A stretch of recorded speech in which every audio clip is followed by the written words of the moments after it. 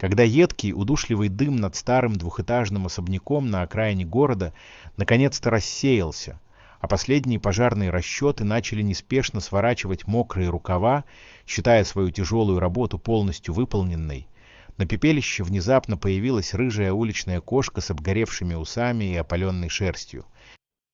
Животное вело себя крайне странно и даже пугающе. Вместо того, чтобы искать убежище или еду после пережитого ужаса, кошка металась между спасателями, издавая истошные, почти человеческие крики, и вцеплялась когтями в тяжелые брезентовые штаны командира отряда Сергея, словно пытаясь оттащить его обратно в полуразрушенное, еще дымящееся здание. «Петрович, да отгони ты ее, наконец, и так тошно на душе. Дом все равно под снос. Всех жильцов вывели по списку. Чего этой безумной бестии еще нужно от нас?» — проворчал молодой стажер, вытирая сажу с лица. Но кошка в этот самый момент рванула внутрь, в ту часть коридора, которая практически не пострадала от открытого огня, и начала яростно, до исступления царапать глухую кирпичную стену под лестницей.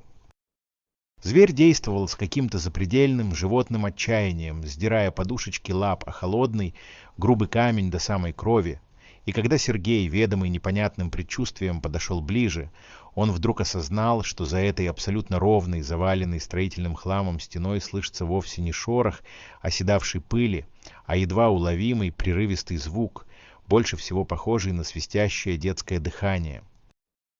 «Мужики, немедленно тащите сюда кувалды и ломы. Здесь что-то явно не так. Эта стена по всем чертежам должна быть глухой и несущей. Но посмотрите только, как она подозрительно вибрирует, когда эта рыжая по ней бьет», — скомандовал капитан, чувствуя, как внутри него просыпается то самое профессиональное чутье, которое за 20 лет службы ни разу не подводило его в критические минуты. Первые же сокрушительные удары по кирпичу отозвались гулким, неестественным эхом, и когда в кладке наконец-то образовалась узкая темная брешь, из темноты на спасателей пахнуло не гарью, а застарелой пылью и подвальным холодом давно забытой ниши, которая не была отмечена ни на одном современном плане этого старого дома. Сначала в лучах фонарей они увидели лишь пустую пустоту, и чей-то голос в толпе даже испуганно выкрикнул о призраках погибших здесь когда-то людей, но когда яркий луч выхватил из мрака крошечную, испачканную в известке ручонку, вцепившуюся в край старого матраса, крик ужаса застрял в горле у каждого присутствующего на этой палубе. Там, в замурованном пространстве, которое когда-то, вероятно, служило тайником для ценностей, лежал маленький пятилетний мальчик, о котором во время общей паники даже соседи забыли упомянуть, полагая, что он ушел вместе с матерью еще ранним утром. Ребенок, смертельно испугавшись суматохи и запаха дыма, инстинктивно забился в эту щель, а тяжелый антикварный шкаф, рухнувший в коридоре от жара, окончательно заблокировал единственный выход, превратив его временное убежище в потенциальный каменный гроб.